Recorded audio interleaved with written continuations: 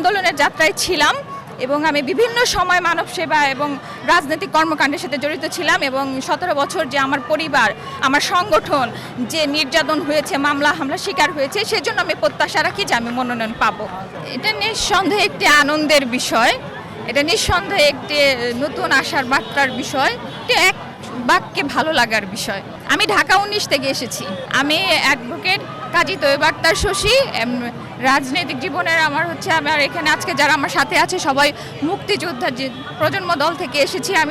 আমি আমার দল থেকে নমিনেশন জমা দিয়েছি। আমার সংগঠন থেকে আমি যে মুক্তিযোদ্ধা প্রজন্ম দল থেকে আমি ঢাকা 19 থেকে সংরক্ষিত মহিলা আসনের জন্য নমিনেশন জমা দিয়েছি।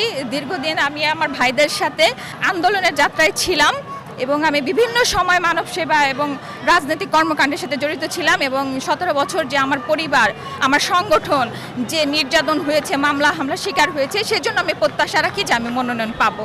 তারেক রহমানের ক্রাইটেরিয়া অনুযায়ী একটা মনোনয়ন ফর্ম কিনতে যে যোগ্যতা প্রয়োজন হয়, আপনি কোন যোগ্যতায় মনে করছেন যে আমি প্রত্যাশী?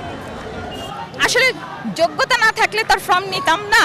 যেহেতু আমি অ্যাডভোকেট এবং আমি বিটিটি করছি এবং আমি দীর্ঘদিন যাবৎ রাজনৈতিক পরিবারের, আমার মা 3 বারের কাউন্সিলর, 17 বছর এই আন্দোলন যাত্রায় ছিলাম এবং আমি এই সংগঠন মুক্তিযোদ্ধা প্রজন্ম দলের এই সংগঠনের সাথে দীর্ঘদিন যাবৎ কাজ করে আসছি। তবে মনে করি আমি যোগ্যতা রাখি, আমার ত্যাগ আছে, আমার পরিবারের ত্যাগ আছে, আমার সংগঠনের ত্যাগ আছে এবং আমার শিক্ষা আছে, সেজন্য আমি প্রত্যাশী।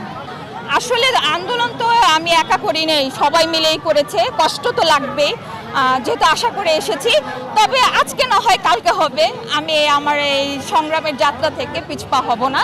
আমি প্রত্যাশা রাখবো যে আমাকে অবশ্যই দল মূল্যায়ন করবে।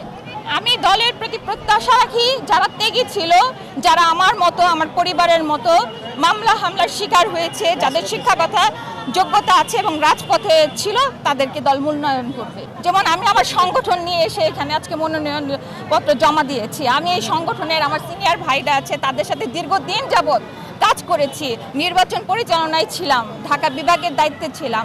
সুতরাং আমি নতুন যে সুসময়ের পাখির কথা আমি বলতেও চাই না, সে বিষয়ে মাথা ঘামে না, সেটা যাচাই করার দায়িত্ব আমার দলের। আমি অ্যাডভোকেট তৈয়বা শশী। আমি জজ কোর্টে নিয়মিত প্র্যাকটিস, এছাড়া আমি প্রজন্ম দলের থেকে এখানে এসেছি, মুক্তিযোদ্ধা প্রজন্ম দল।